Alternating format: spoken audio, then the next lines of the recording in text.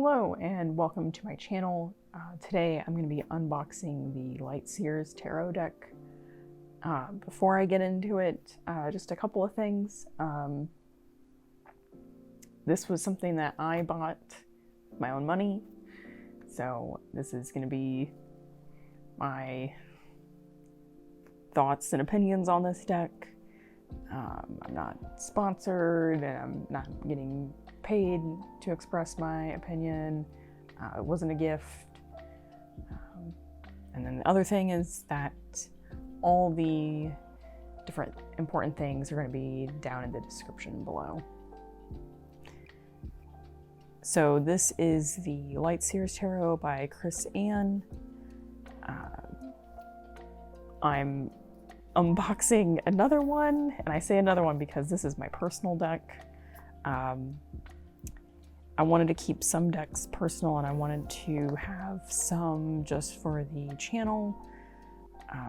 I really connected with this, well, let's get it straight, this deck. So having another one will be great. I really enjoy the imagery, and yeah, it's gonna be really nice. And it's definitely a deck that I go to a lot. It's a deck that actually helped me to connect with the Rider Waite Smith deck even better. Yeah, I think this was my second or third deck. I can't remember.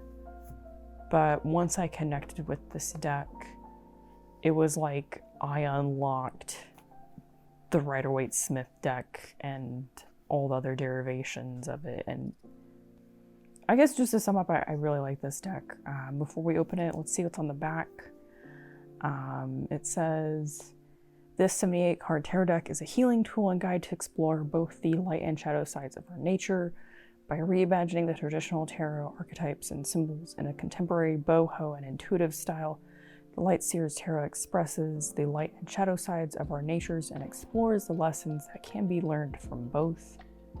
The expressive characters who live within the landscapes of the cards tell stories, ask questions, and provide guidance. This deck is an ideal companion as you seek to uncover the places in your life and in yourself that are most in need of illumination.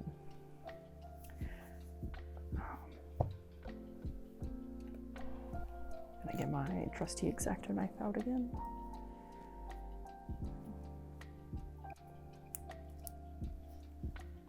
I can just...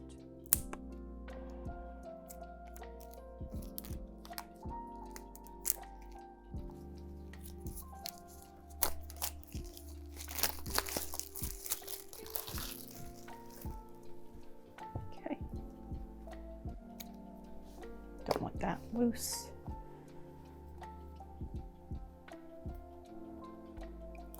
That fresh deck box opening. Oh, so beautiful. That's the inside. And into the gray we follow like 1,000 flickering stars, and there in a sunlit hollow we lose and find what is ours. Dear Light and Shadow Seer, may this deck help you to find what is yours. And then there's the wonderful guidebook.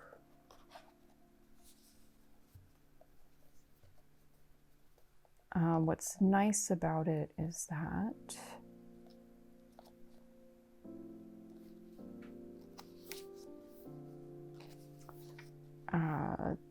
there's a basic section that breaks down the cards, talks about the upright and reversals in the deck.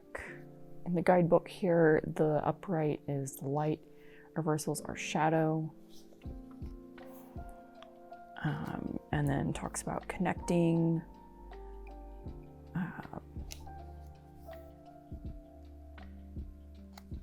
And then there's different spreads that you can do.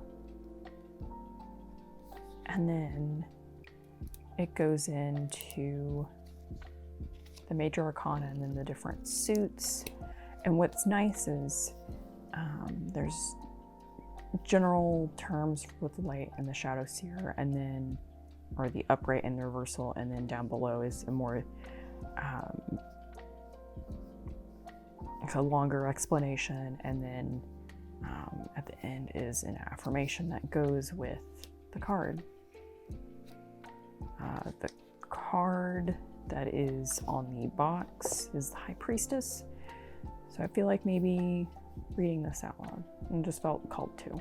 I have the answers I seek, and by following the truth, I will find them.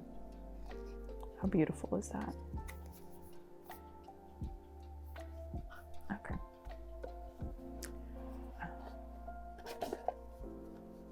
And that's the inside of the other side of the box. Wow, it's that fresh deck. And it has a little paper bit, so you don't have to deal with all the plastic.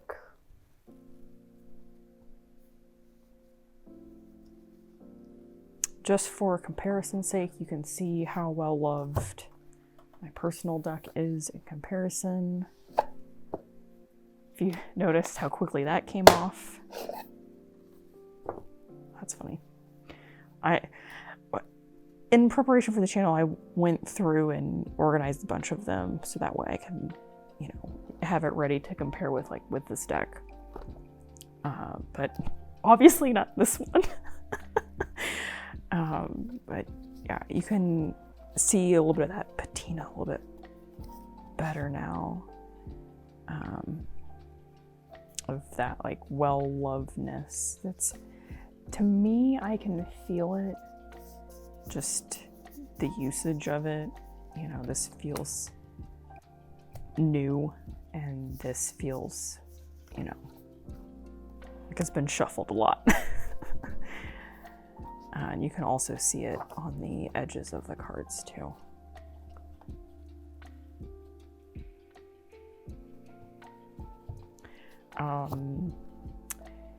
The other thing,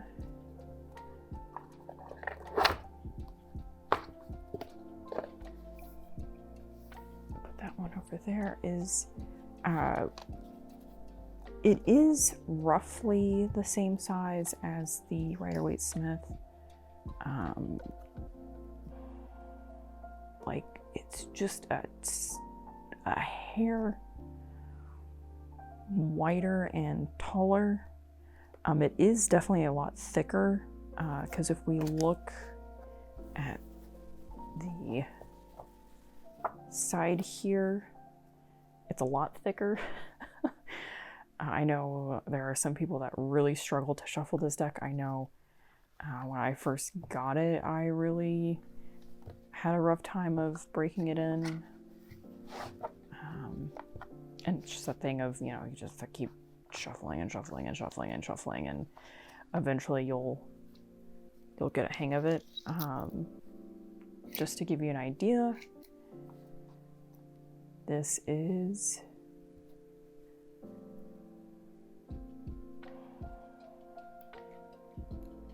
goodness, I'm trying to read, but I am getting a glare off of it, and I'm also trying to keep it from not showing a glare up top.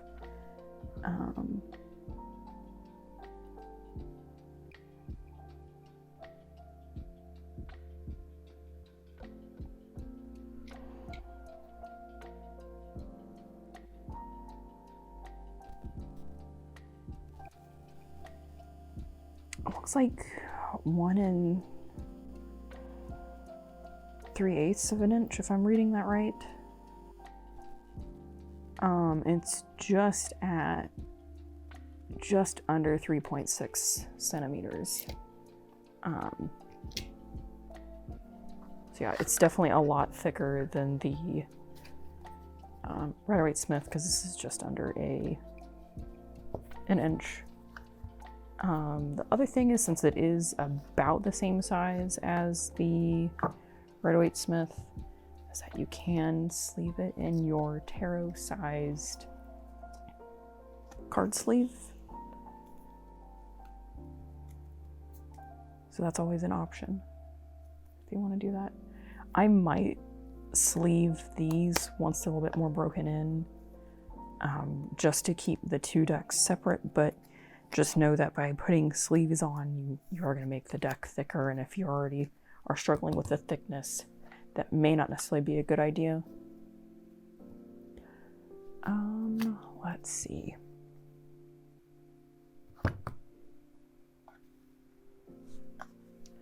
I kind of want to show what these look like.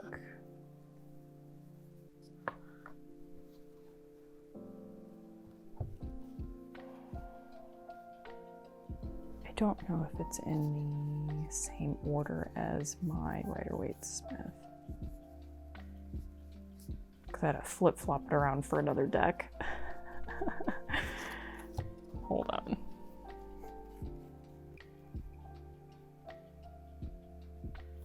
No, it's not in the same order. Of course. Give me a second here.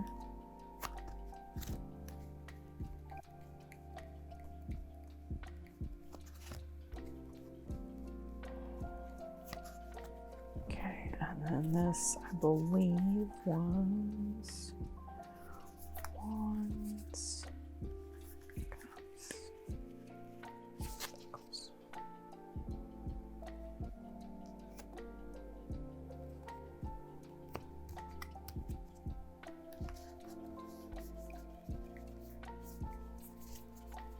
Okay, everything is all sorted now. You can flip through these. Okay.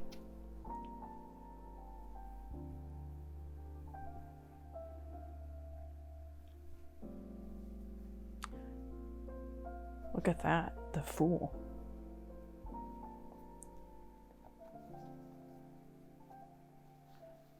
Trying to see if I can get it so we're not getting a massive glare. I think no matter what, I'm gonna get a glare. Maybe.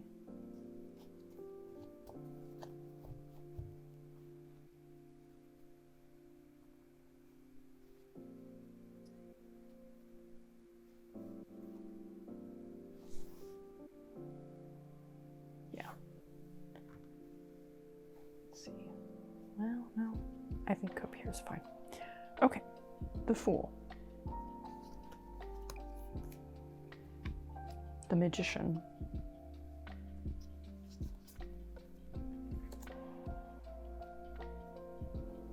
The High Priestess. The Empress. The Emperor.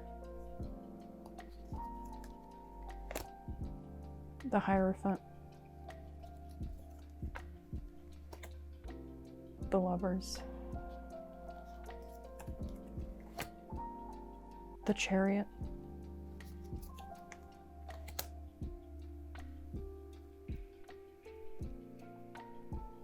Strength. The Hermit. The Wheel of Fortune. Justice. The Hanged Man. Death, or Death and Rebirth. That way you can see that better.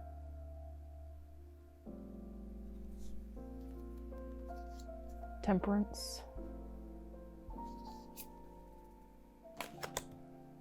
The Devil.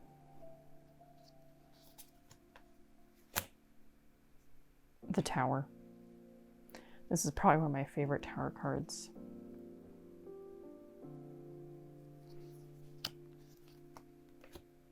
The Star.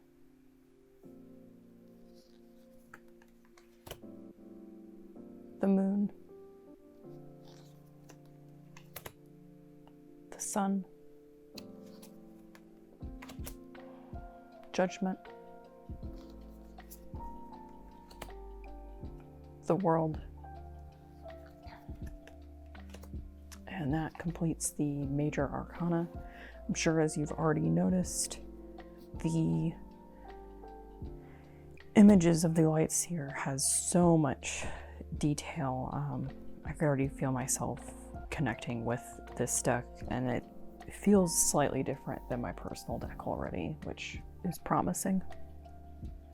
Ace of Wands, Two of Wands, Three of Wands, Four of Wands, Five of Wands, Six of Wands,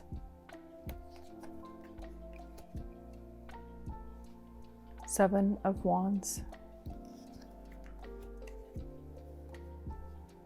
Eight of Wands, Nine of Wands,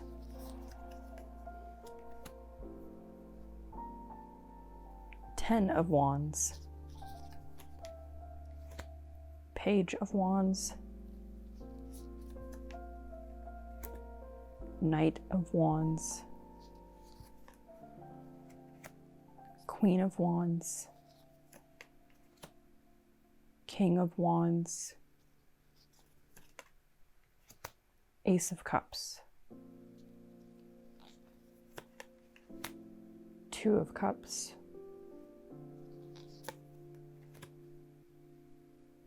Three of Cups. I laughed there because that card really just wanted to go, hello! Four of Cups,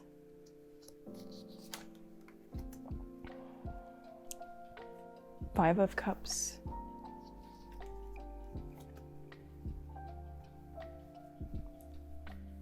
Six of Cups,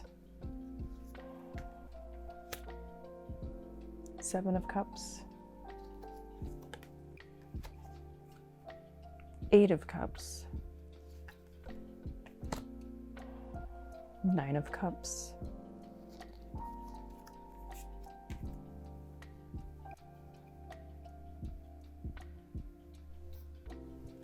Ten of Cups,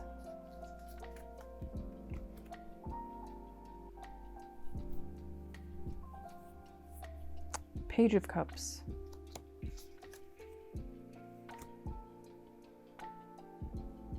Knight of Cups, the Queen of Cups, the King of Cups,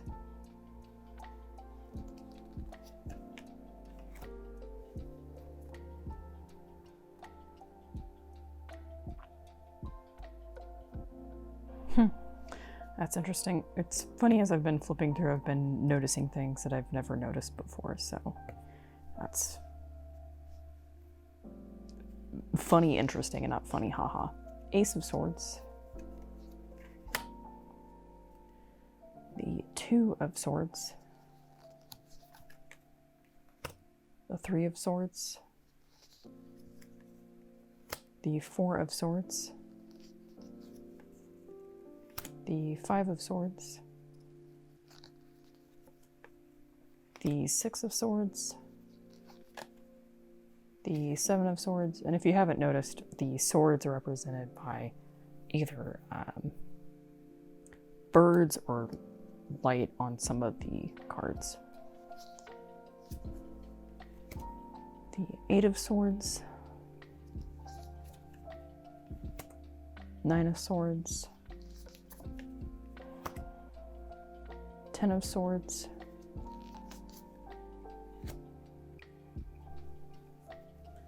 Page of Swords,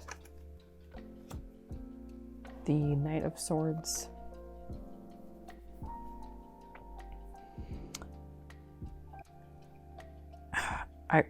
just as a note, this is probably one of my favorite cards in how the creator conveyed the Rider Waite Smith card in the Light Heroes Tarot, because this is one of the few cards in this deck that you can just see that it's, you know, just jumping off the card. And this one, you know, he's running to his motorcycle. So it's that same thing of we're zooming.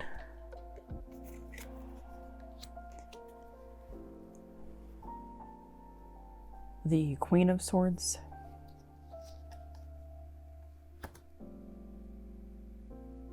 The King of Swords. The Ace of Pentacles. The Two of Pentacles. The Three of Pentacles. The Four of Pentacles.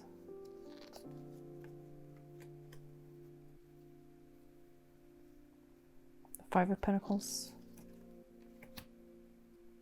Six of Pentacles. The Seven of Pentacles.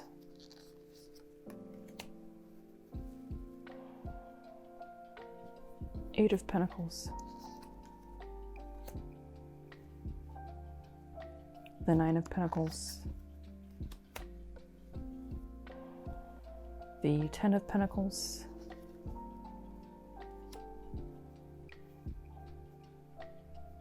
The Page of Pentacles. Uh-oh, hold on. The Knight of Pentacles. Oh, hold on. The Queen of Pentacles. And the King of Pentacles. Okay.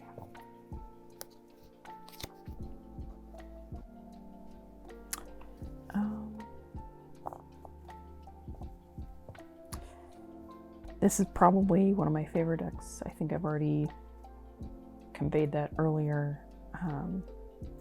just because there's so much here in the imagery that you can look at. It's how I'm able to do readings the way I do now. You know, sometimes I go off of the meaning of the card, but most of the time I'm going off of the color or the symbolism on the card that I'm drawn to. And there's just so much on these cards that, you know, it's rare for me to pick up on the same thing when I've given readings to other people or for myself. Now, for the channel, I mean, after a certain point, you're gonna, statistically speaking, you're gonna run into certain things that you notice after a while. So I'm sure there will be different themes that come up, much like there's, you know, different cycles that come up in life. Just to kind of give you an idea of what a already broken in version of the Light Seers will shuffle like. I'm going to shuffle my personal one here.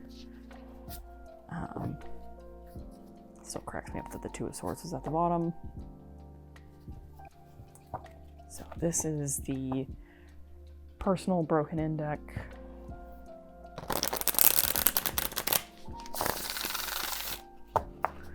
Nice, steady, beautiful shuffle here. That's because I've shuffled a lot.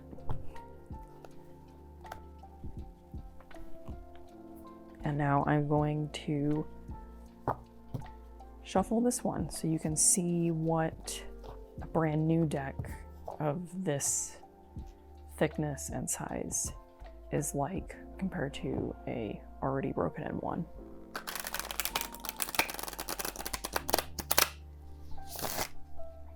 So you can see it's a lot harder. That's why whenever you're learning to bridge shuffle, it's better to work with it than against yourself. And so you want to learn how to shuffle on an already broken in deck or maybe a plastic deck.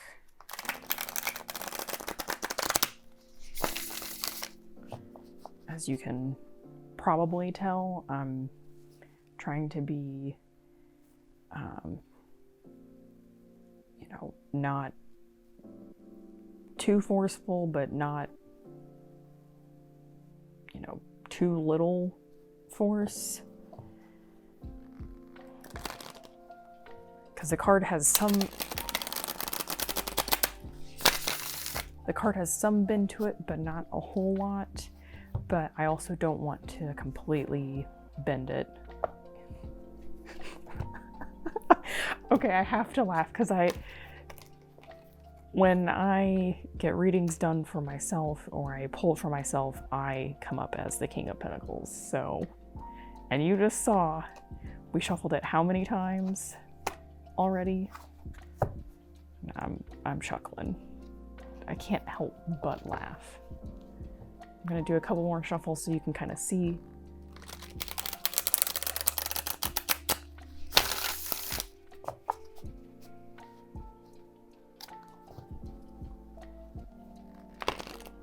No.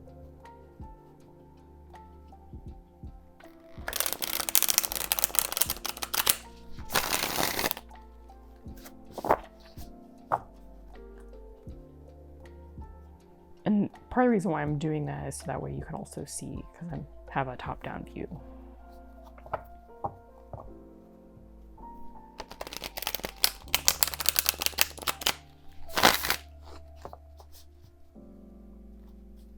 Okay. I feel like maybe one more. I can already tell my hands are getting a little tired from all the shuffling.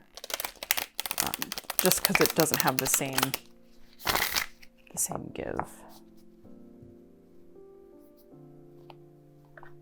Whereas this one, just for comparison's sake again,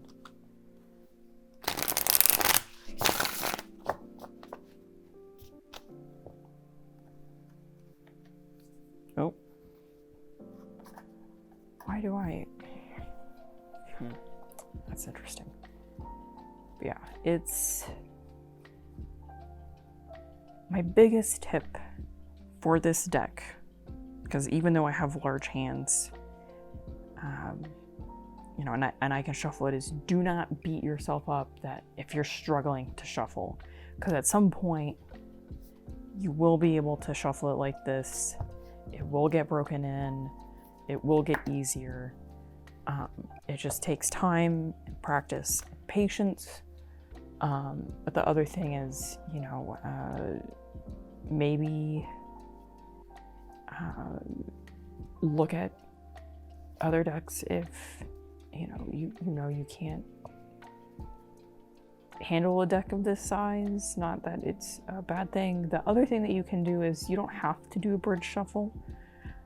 You can do other types of shuffles. You can do where it's, you know, the big messy shuffle where you spread it all out and do all of that. It won't be as random. If you want like a truly random shuffle, I think to do it that way, I read something that you had to do that for like at least a couple of minutes. Whereas if you do like a true bridge shuffle, I think you only have to do it like 7 times for everything to be truly randomized. But yeah, definitely do not beat yourself up if you're struggling to shuffle this deck, because as you saw, it is difficult for me, even though I already have a broken in one and I can just shuffle it easily, no problem. It's just the thing of, you know, a new deck. It's going to be harder to shuffle at first, and also the size of this one. Because it is thicker, you know, depending on how you do your hold and how you do it, it's going to be a lot harder on your hands than, you know, a deck like this where, you know, it's already a lot thinner. The cardstock is already, you know, a little bit more bendable, or like the plastic one where it's already has that give. So yeah, I don't want people being frustrated about, you know, you can't shuffle your deck, because there's other ways of doing it, and Just don't beat yourself up on it.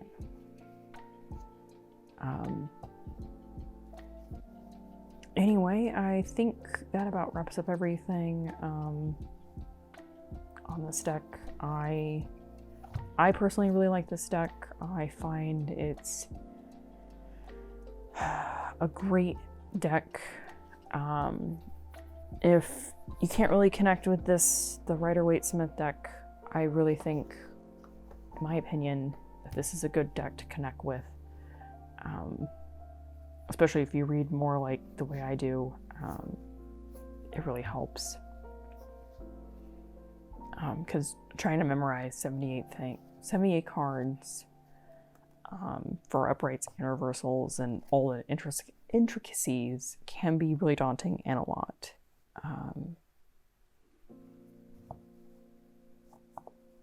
I think that's everything I wanted to cover on this deck. Like I said earlier, I'll have everything down in the description below if I missed something, whatnot. If you like this video, if you enjoyed it, please like, share, and subscribe. If you want to check out more unboxings of different decks and different deck walkthroughs, go check out my playlist. If you want to go check out a reading, I have those too. Thank you to everyone that's liked and shared and subscribed. Have a wonderful day.